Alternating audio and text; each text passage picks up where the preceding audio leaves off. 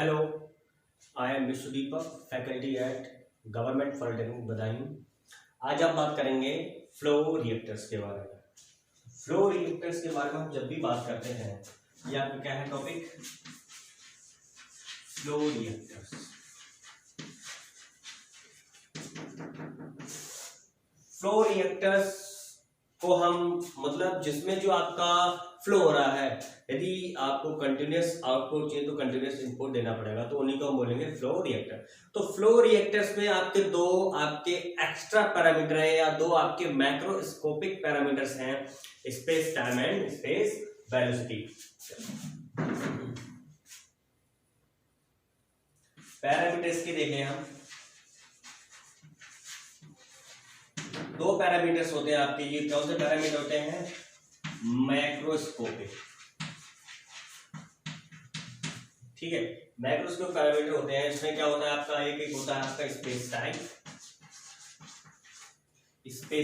Time, इसको हम tau से रिप्रेजेंट करते हैं। ये होता है आपका स्पेस वेलोसिटी,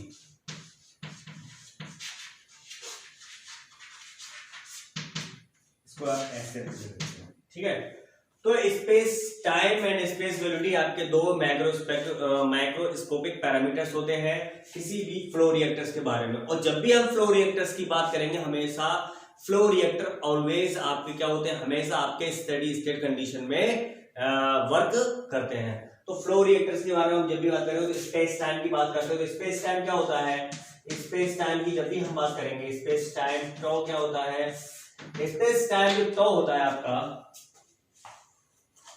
स्पेस टाइम टॉ होता है आपका, वो क्या होता है? कितना आपका रिएक्टर का वॉल्यूम है, कितना आपका रिएक्टर का वॉल्यूम है। यदि उसको आप वॉल्यूमेट्रिक फ्लो रेट जो इंट्रेंस कंडीशन में उससे डिवाइड कर देते हैं तो आपका क्या हो जाएगा? Space time. तो स्पेस टाइम क्या होता है? Time necessary to process one reactor volume at the fluid entrance condition. मतलब फ्लूइड की जो इंट्रेंस की कंडीशन है, उतना वन रिएक्टर वॉल्यूम को प्रोसेस करने में जितना टाइम का हमारा लगता है वो हमारा स्पेस टाइम कहलाता है। तो space time is the time necessary to process one reactor volume at the fluid entrance condition. तो टॉ हमारा क्या होता है? V upon V naught. V हमारा होता है volume of the reactor and V naught होता है volumetric flow rate at the entrance condition, ठीक है। तो हमारे पास स्पेस टाइम की बात आ गई आपके पास। तो स्पेस टाइम की यूनिट आप निकाल सकते हैं। वॉल्यूम क्या होता है? मीटर क्यूब में, और वॉल्यूमेट्रिक फ्लो रेट मतलब मीटर क्यूब पर सेकंड में। तो जो स्पेस टाइम होता है उसकी यूनिट क्या होती है आपकी? सेकेंड, ठीक है। आपकी स्पेस टाइम की यूनिट है वो क्या है? सेकेंड। अब हम बात करते हैं स्पेस वेलोसिटी। स्पेस वेलोसिटी क्या है? स्पेस वेलोसिटी है आपकी कितना वन रिएक्टर वॉल्यूम प्रोसेस है पर यूनिट टाइम, यानी पर यूनिट टाइम में आपका कितना रिएक्टर का वॉल्यूम प्रोसेस होता है। तो स्पेस टाइम जनरली क्या होता है? 1/टाउ के बराबर होता है। यानी यदि आप स्पेस टाइम स्पेस वेलोसिटी क्या होती है? 1/टाउ के बराबर होती है। यदि आप स्पेस वेलोसिटी को कैलकुलेट करेंगे तो स्पेस वेलोसिटी होती है आपकी S = 1/टाउ एंड इसकी यूनिट क्या होती है? Second inverse. तो दो हमारे ये क्या है? फ्लो रिएक्टर्स के मैक्रोस्कोपिक पैरामीटर्स हैं। इन्हीं का यूज करके हमने आपके फ्लो रिएक्टर का डिजाइन किया है, ठीक है। तो फ्लो रिएक्टर्स के बारे में पढ़ते हैं, क्या क्या चीज होती है फ्लो रिएक्टर्स में।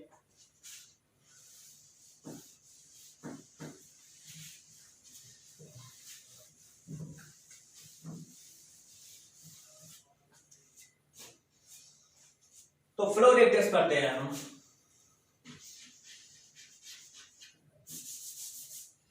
Flow reactors,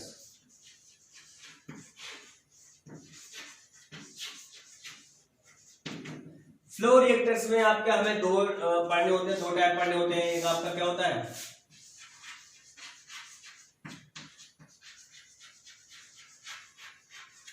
continuous flow reactor,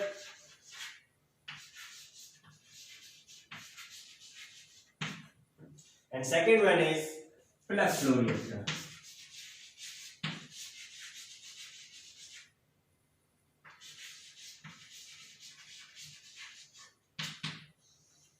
continuous flow reactor and flow reactor आपके क्या है, दो टाइप है फ्लो रिएक्टर्स के, ठीक है। कोई भी फ्लो रिएक्टर से आपका स्टेडी स्टेट कंडीशन पर आपका वर्क करता है। तो हम पहले बात करेंगे इसकी कंटिन्यूस फ्लो रिएक्टर्स की, ठीक। कंटिन्यूस फ्लो रिएक्टर मतलब जिसमें जो फ्लो है आपका वो कंटिन्यूस हो। तो मतलब कि अगर हम बात करें आपका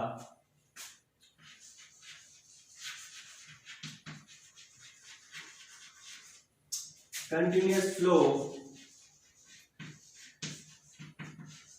स्टर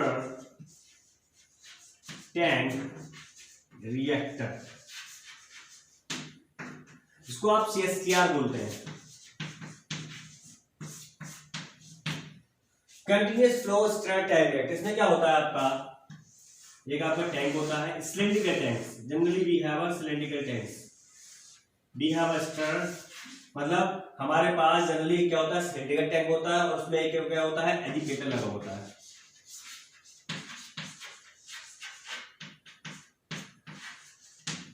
यदि आपको कंटिन्यूस आउटपुट चाहिए तो आपको कंटिन्यूस इनपुट देना पड़ेगा, ठीक है। तो ये हमारे क्या है, flow reactor, continuous flow reactor, ठीक है।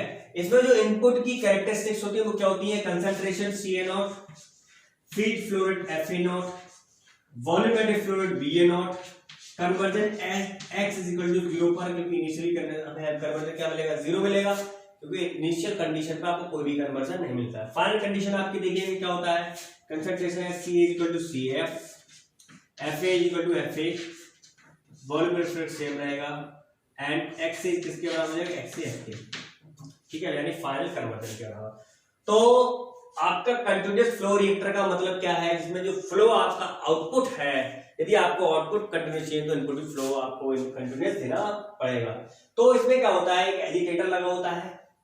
एजिटेटर क्या होता है, जैसे ही आप इनपुट को देंगे वो उसमें क्या होगी, मिक्सिंग क्या होगी, आइडियली होगी, यानी हम बात किसकी कर रहे हैं, आइडियली CSTR की। स्टेडी स्टेट आइडियली CSTR की होता है। स्टेडी स्टेट पर जब भी हम बात करेंगे तो उसमें जो एक्यूमुलेशन होगा वो आपका 0 होगा, ठीक है। तो आपका ये रहा CSTR, इसमें क्या है, आपने क्या क्या इनपुट दिया और एजिटेटर से आपने उसको घुमाया, तो क्या होगा, आपका जो कंसंट्रेशन होगी विद इन द रिएक्टर वो क्या होगी, ईच एंड एवरी पॉइंट पर क्या होगी, आपकी यूनिफॉर्म होगी, यानी concentration with in the reactor is uniform in each and every point, यानी प्रत्येक पॉइंट पर जो कंसंट्रेशन है वो आपकी यूनिफॉर्म रहेगी। तो कंसंट्रेशन का डिस्ट्रीब्यूशन है एजिटेटर की वजह से वो क्या होगा, यूनिफॉर्म रहेगा, ठीक है। ये आपको होगा CSTR की बात। CSTR में हमने क्या चीज देखी, CSTR में हमने देखा कि एक तो आपका ये क्या है, हम बात कर रहे हैं स्टेडी स्टेट की। स्टेडी स्टेट में जो एक्यूमुलेशन होगा आपका, एक्यूमुलेशन आपका क्या होगा, 0 होगा, ठीक है। और कंसंट्रेशन डिस्ट्रीब्यूशन जो है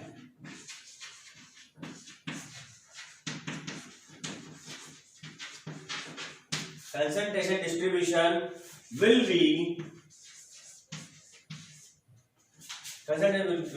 uniform within the reactor,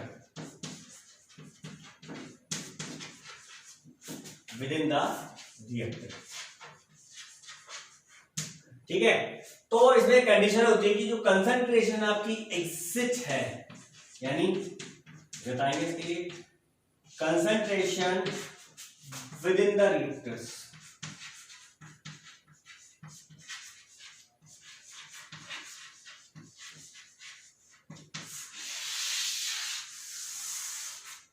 ये किसकी वजह से, आइडियल मिक्सिंग की वजह से।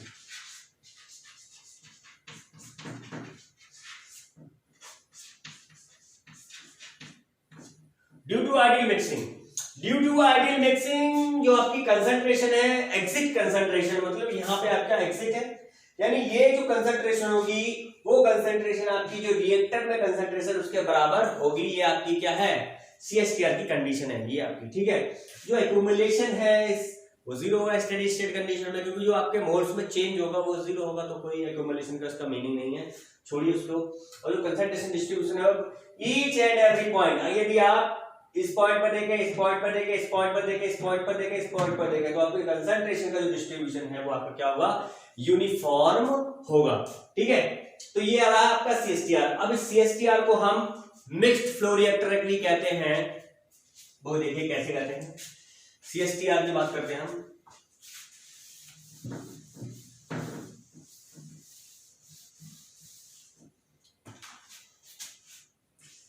CSTR को हम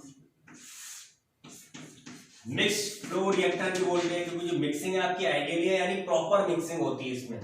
इसको आप इसको बैक मिक्स रिएक्टर भी कहते हैं। बैक मिक्स क्यों कहेंगे हम बताएंगे। मिक्स्ड फ्लो रिएक्टर मतलब इसमें जो मिक्सिंग हो रही है आपकी वो क्या है, प्रॉपर हो रही है, यानी जो कंसंट्रेशन का डिस्ट्रीब्यूशन है वो क्या यूनिफॉर्म है एजिटेटर की वजह से। ठीक है, बैक मिक्स मतलब बैक मिक्सिंग, इसको बैक मिक्स रिएक्टर इसलिए बोलते हैं क्योंकि मान लीजिए आपका ये रिएक्टर है, ये आपका आउटपुट है इधर, ये आपका इनपुट है, ये आप एजिटेटर का यूज कर रहे हैं। तो बैक मिक्स मतलब यहां आपके क्या होंगे, ओल्ड मॉलिक्यूल्स होंगे, यहां आपके क्या होंगे, न्यू मॉलिक्यूल्स होंगे। तो ड्यू टू बैक मिक्सिंग ये आपका एजिटेटर इस डायरेक्शन में घूमेगा, एजिटेटर के इस डायरेक्शन में घूमने के वजह से जो आपके ओल्ड मॉलिक्यूल होंगे न्यू मॉलिक्यूल्स के पास आएंगे, और न्यू मॉलिक्यूल्स आपके ओल्ड मॉलिक्यूल्स के पास आ जाएंगे। ठीक है, इसकी वजह से क्या है, आपके ओल्ड मॉलिक्यूल्स का दोबारा से मिक्सिंग हो जाएगा पूरे के पूरे सॉल्यूशन में। जो कंसंट्रेशन क्या है उसमें आपका दोबारा मिक्सिंग हो जाएगी, इसलिए इसको हम बोलते हैं बैक मिक्सिंग। मतलब जो आपके ओल्ड मॉलिक्यूल है वो न्यू मॉलिक्यूल्स के पास, न्यू मॉलिक्यूल आपके ओल्ड मॉलिक्यूल्स के पास, तो जो मिक्सिंग है वो आपकी क्या हो रही है, बैक हो रही है, इसलिए हम उसको बोलते हैं बैक मिक्स रिएक्टर्स। तो बैक मिक्स रिएक्टर की हम डिजाइन इक्वेशन पढ़ेंगे कि डिजाइन आपका क्या क्या होता है, उस चीज को हम देखते हैं यहाँ पे।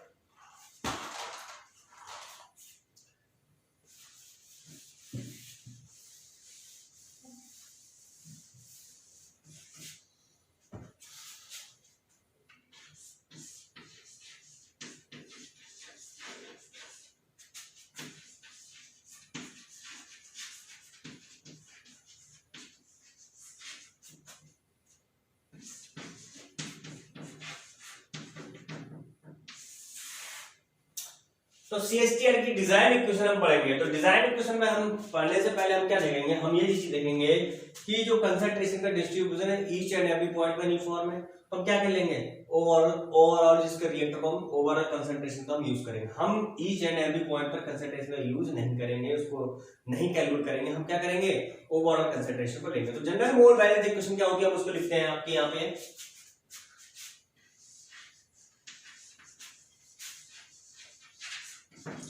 General mole balance equation. General mole balance equation क्या होगी, molar rate of A input, ठीक है, is equal two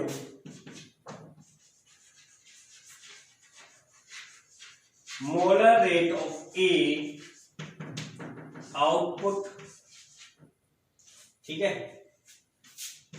plus molar rate of accumulation of A, molar rate of accumulation of A plus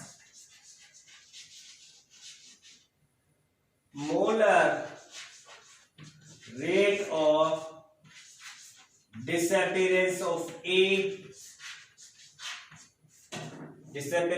A, minus molar rate of A generation.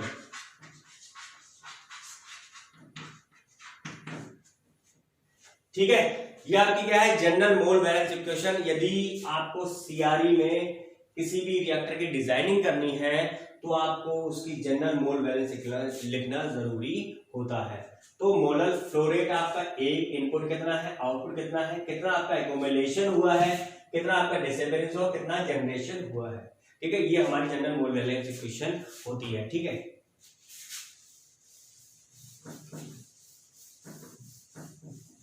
इसमें आप देखेंगे इसमें आप देखिएगा कि जो एक्यूमुलेशन है, क्योंकि स्टेडी स्टेट लिया हुआ है हमने, तो एक्यूमुलेशन 0 है, और ए आपका क्या है, डिसअपीयरेंस हो रहा है ये, तो उसके बाद में जनरेशन 0 हो जाएगा। तो हमारे क्या पास बचा, molar rate of input A, molar rate of A output and molar rate of disappearance, ये 3 चीजें बची हमारे पास। तो मोलर रेट ऑफ इनपुट क्या है, फीड फ्लो रेट आपका FA नॉट है, ठीक है, आउटपुट क्या है FA, ठीक है। डिसअपीयरेंस ऑफ ए क्या होता है, माइनस का DNA ओवर DT, ये आपका क्या है, डिसअपीयरेंस के बराबर है, ये आपका डिसअपीयरेंस के बराबर है। तो इसको हम क्या लिख सकते हैं, और इसको हम लिख सकते हैं minus of RA into volume of the mixed flow reactor, लिख सकते हैं, volume of the reactor is equal to volume of the mixed flow reactor, ठीक है, इसको हम ऐसे लिख सकते हैं, ठीक है। तो यहां से हमारी जो कंडीशन होगी वो क्या हो जाएगी, यहां देखिएगा आप लोग, ये क्या हो जाएगा, FA naught minus FA is equal to minus RA into B of M, volume of the mixed flow reactor, ठीक है। हमें पता है कि आपका FA किसके बराबर होता है, FA naught 1 minus XA is equal to minus RA into B, इसके बराबर होता है, ठीक है। और उसमें हम क्या क्या चीज कर सकते हैं देखिएगा इधर,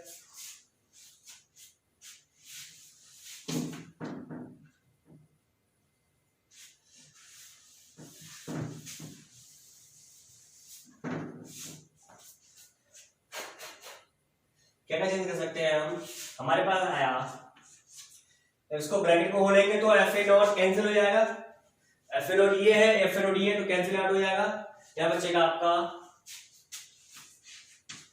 FA naught into XA is equal to minus RA into B, volume of the mixed flow reactor, ठीक है।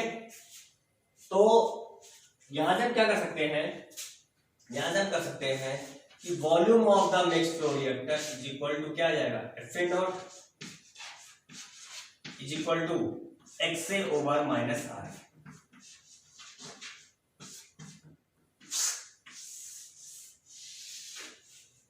ये क्या है आपकी, ये आपकी क्या है, डिजाइन इक्वेशन है आपकी, ये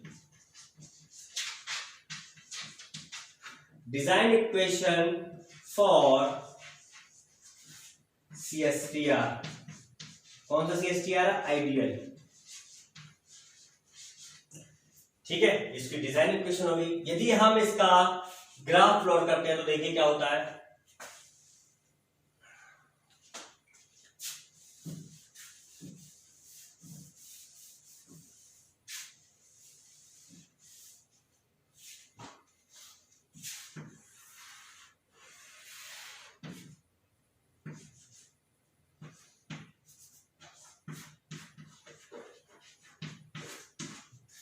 यदि कन्वर्जन और 1 ओवर माइनस RA को ग्राफ प्लॉट करते हैं तो आपका जो कंसंट्रेशन है, जो भी है कन्वर्जन है, वो आपका इस तरीके से मूव करता है, ठीक है।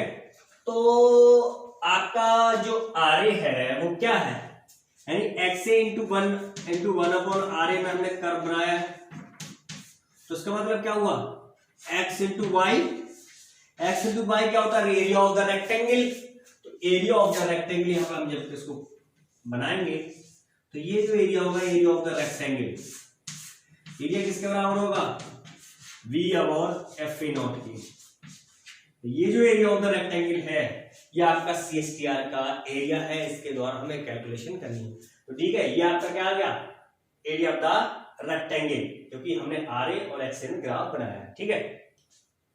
अब हम बात करेंगे, हमें पता है कि ये तो आपकी इक्वेशन होगी बेसिक डिजाइन इक्वेशन, और इसमें हम क्या चेंज कर सकते हैं, और इसमें हम ये चेंज कर सकते हैं, अभी आपको पता है कि आपका जो फीड फ्लो रेट है, जो आपका फीड फ्लो रेट होता है वो concentration initial into volumetric flow rate के बराबर होता है। आपका जो फीड फ्लो रेट है FA नॉट की value C not into V not के बराबर होती है।